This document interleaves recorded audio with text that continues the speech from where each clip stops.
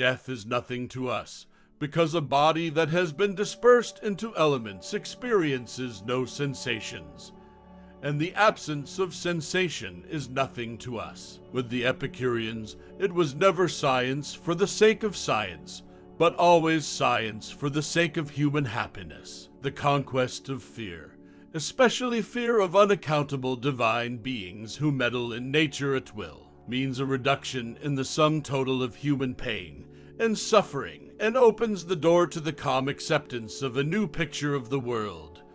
A world in which nature is autonomous, and where there are ideal beings who never meddle. Therefore, foolish is the man who says that he fears death, not because it will cause pain when it arrives, but because anticipation of it is painful. When you die, your mind will be gone even faster than your body. It is not possible for a man to banish all fear of the essential questions of life unless he understands the nature of the universe, and unless he banishes all consideration that the fables told about the universe could be true. Therefore, a man cannot enjoy full happiness, untroubled by turmoil, unless he acts to gain knowledge of the nature of things. Against other things it is possible to obtain security.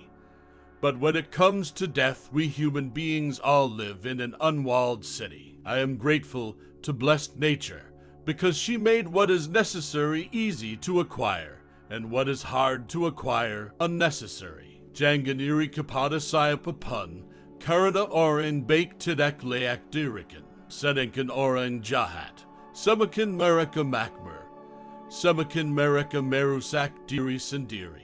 The risings and settings of the sun, the moon, and the other heavenly bodies may come about from the lighting up and quenching of their fires, for nothing in our sensory experience runs counter to this hypothesis, where the said effects may be caused by the emergence of these bodies from a point above the earth, and again by the earth's position in front of them, for nothing in our sensory experience is against this 45 here. Two alternative explanations of risings and settings are offered.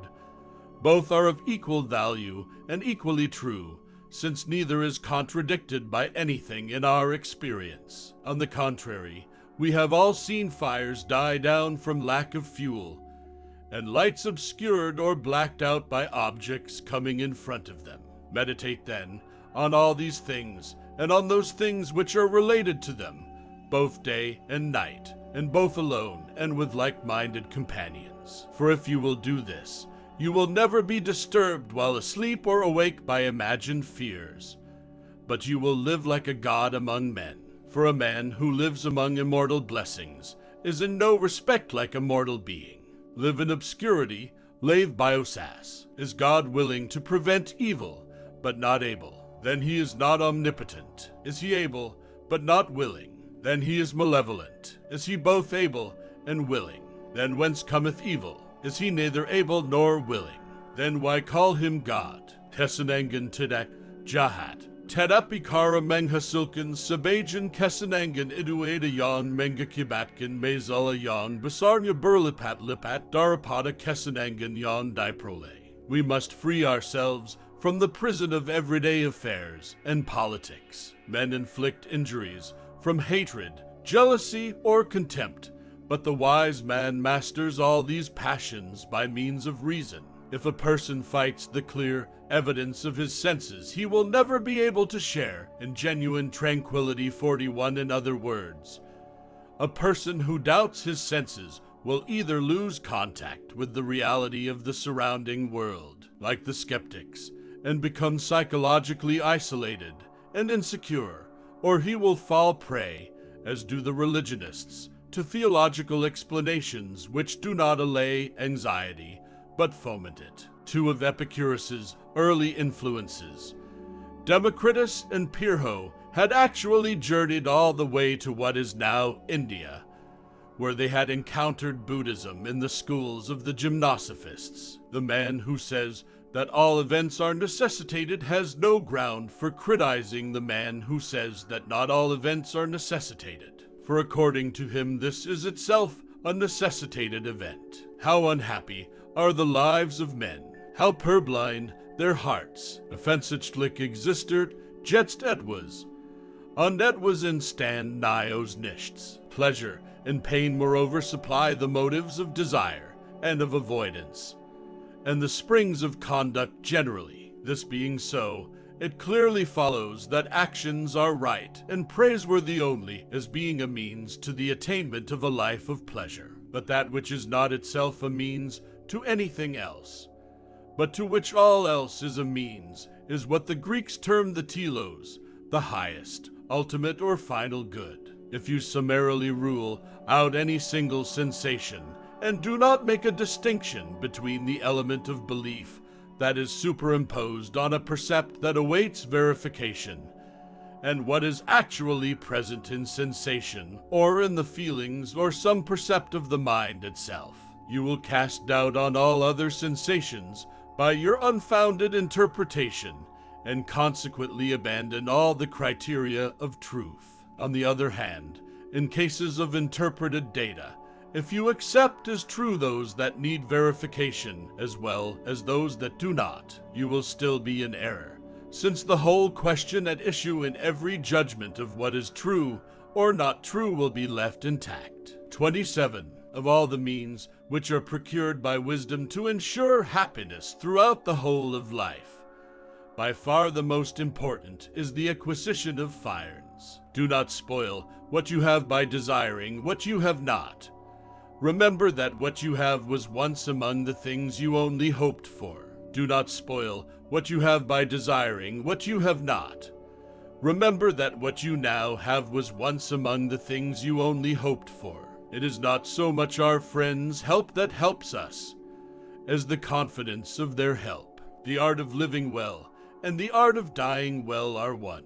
The misfortune of the wise is better than the prosperity of the fool. If thou wilt make a man happy, add not unto his riches, but take away from his desires. I never desired to please the rabble. What pleased them I did not learn, and what I knew was far removed from their understanding.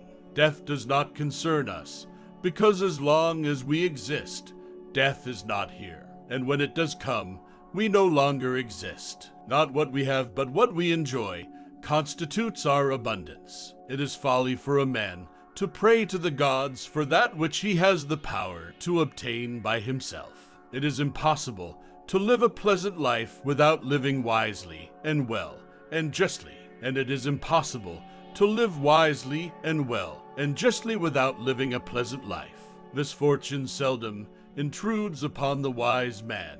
His greatest and highest interests are directed by reason throughout the course of life. We do not so much need the help of our friends as the confidence of their help in need. Nothing is enough for the man to whom enough is too little. If God listened to the prayers of men, all men would quickly have perished, for they are forever praying for evil against one another. A free life cannot acquire many possessions, because this is not easy to do without servility to mobs or monarchs. There is no such thing as justice in the abstract. It is merely a compact between men. Justice is a kind of compact, not to harm or be harmed. It is possible to provide security against other ills. But as far as death is concerned, we men live in a city without walls. Let no one be slow to seek wisdom when he is young nor weary, in the search of it when he has grown old. For no age is too early or too late for the health of the soul. We must exercise ourselves in the things which bring happiness, since, if that be present, we have everything, and if that be absent, all our actions are directed toward attaining it. Of all the things which wisdom provides to make us entirely happy, much the greatest is the possession of friendship. It is better for you to be free of fear lying upon a pallet, than to have a golden couch and a rich table and be full of trouble. The time when most of you should withdraw into yourself is when you are forced to be in a crowd. Both old and young alike ought to seek wisdom, the former in order that, as age comes over him, he may be young in good things because of the grace of what has been, and the latter in order that, while he is young, he may at the same time be old, because he has no fear of the things which are to come.